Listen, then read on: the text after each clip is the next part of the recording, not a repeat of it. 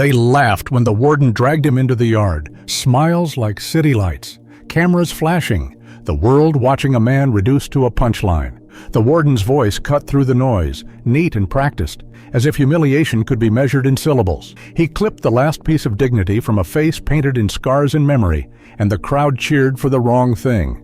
But when they turned him into spectacle, they woke something colder than revenge, a ledger of betrayals, a careful mind that had been cataloging names and debts in the dark. By dawn, the ledger would begin to pay. If you want the rest of this dark, slow-burning tale, how a public shaming becomes a calculated uprising, subscribe and hit the bell. They filmed him while he bled, not because they cared, but because they liked the shape of a fallen thing. The warden's speech was practiced cruelty. He read the city's verdict aloud as if reading off a grocery list, each syllable a nail. Cameras closed in, phones lit faces like lanterns. The laughter around him sounded like a countdown. For a moment, beneath the cracked paint on his smile, something quiet and terrible uncoiled, a ledger of injuries, names burned into memory, debts that the city thought were forever unpaid. That ledger had a very patient arithmetic. The humiliation didn't break him. It clarified him. When the crowd dispersed and the yard returned to its routine noises, metal clanking, radio static, the distant holler of a guard, he cataloged the day like a surgeon. He memorized who laughed first, who filmed longest, which uniform hesitated before they looked him in the eye. He knew the warden's vanity, the neat suit, the precise haircut, the photograph of medals in his office that he polished every morning. He knew weakness when it was dressed as pride.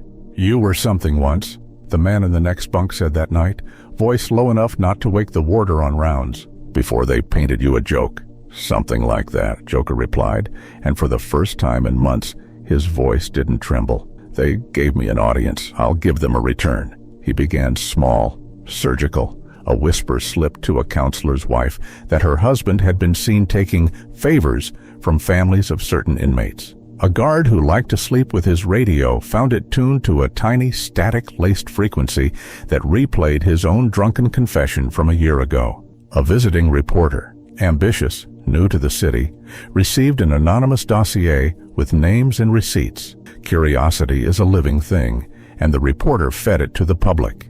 Each ripple was calibrated to land on someone the warden trusted.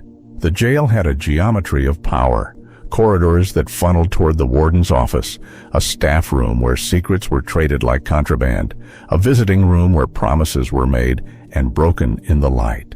Joker moved through those spaces like a ghost that remembered better than it forgave. He used favors owed and favors imagined. Small mercies he had paid for with a smile months ago, the promise of silence.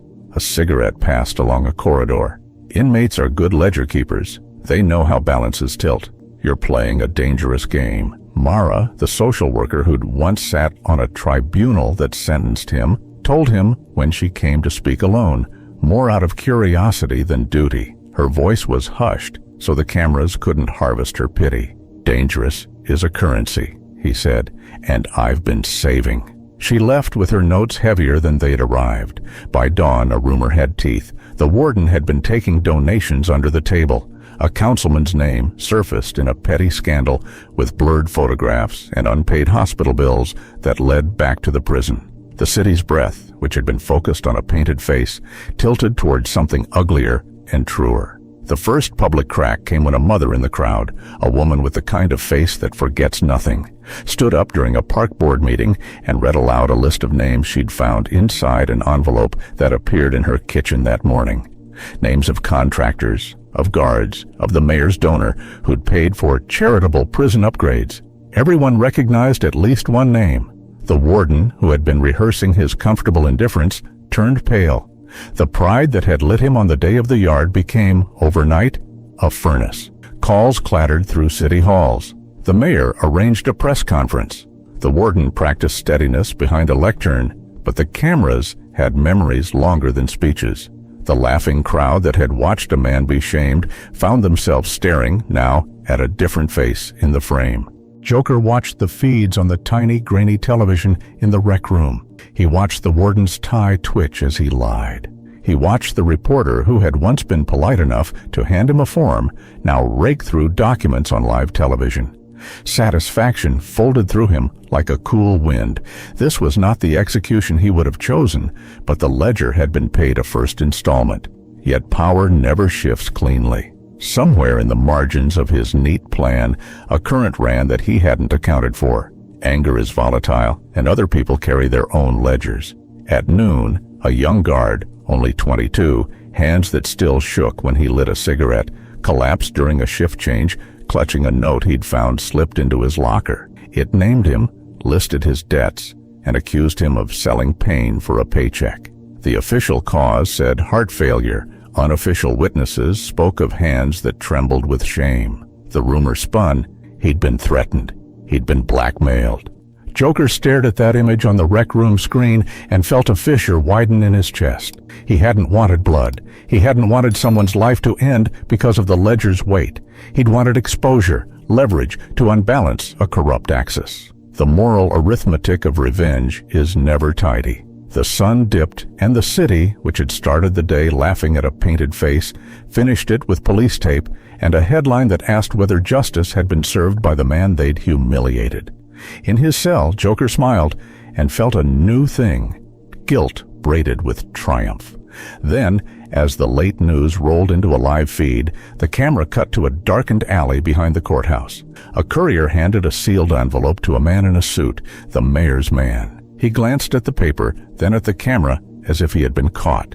He looked directly into the lens and mouthed one word that the broadcast for a second could not mask. Tomorrow. Joker watched the mayor's messenger tuck the envelope into his coat. His grin thinned into something like calculation. Someone else had come to collect on the ledger. The payment he'd started was already being cashed in by hands he didn't know. The city's power was shifting. Only now it had shifted into a shape he hadn't seen coming.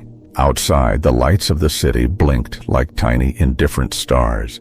Inside, behind cold iron and a television that crackled, a man with a painted smile waited for the morning and for the next move he hadn't planned.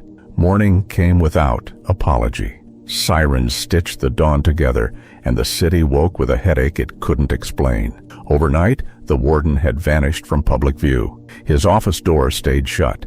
His name was scrubbed from the day's schedule like it had never belonged there. Power doesn't announce its departure. It leaves a vacuum and lets panic do the talking. Joker felt it before he heard it. The air inside the prison had changed. Guards avoided his eyes. Orders came down too fast, contradicted each other, then vanished. Authority was scrambling to remember who it was supposed to listen to. He sat on his bunk, hands folded, smile faint.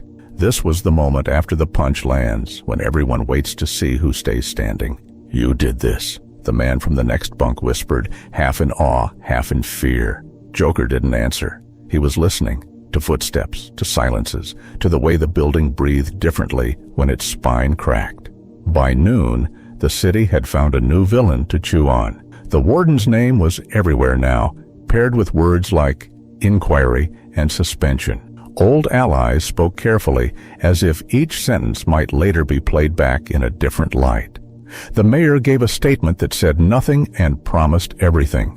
The crowd that once laughed at a painted man now argued over whether humiliation had been the spark that burned a rotten house down. Mara came again, but this time she didn't sit. She stood near the door, arms crossed, eyes rimmed red. "This is bigger than you," she said. "People are getting hurt."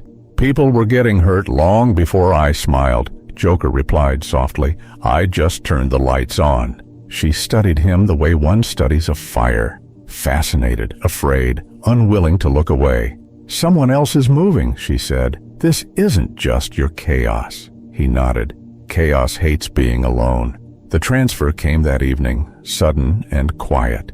No explanation, no ceremony. A different wing, different guards. The kind of move meant to isolate a problem before it learned new corridors. As they walked him down the hall, a senior officer leaned in close enough that Joker could smell his aftershave. "You think you won," the man muttered, "but you don't get to choose who picks up the crown." Joker smiled wider. "Crowns don't interest me. Mirrors do." The city chose its sacrifice that night.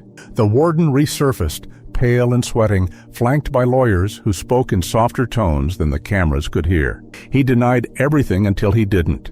He blamed systems, misunderstandings, bad actors. He never said Joker's name. He didn't have to. Everyone else did it for him. But justice, like power, is a shapeshifter. It doesn't move toward the innocent. It moves toward the convenient. And somewhere in the shadows of the victory lap, the mayor's man, the one from the alley, made a phone call that lasted 11 minutes and changed the direction of the storm. The next morning, the young guard's death was ruled an unfortunate tragedy. No further questions. A line was drawn under his name, and the city stepped over it without slowing. Joker watched the news with his head tilted, the guilt tightening like a knot he refused to cut.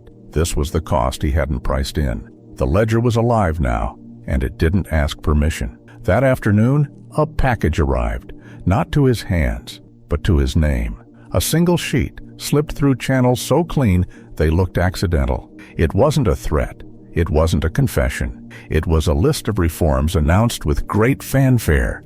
Oversight committees, new appointments, a reshuffle that put familiar faces into slightly different chairs. The warden was gone, yes, but the machine still hummed. "You broke the mask," Mara said later, when she found him staring at the wall instead of the television.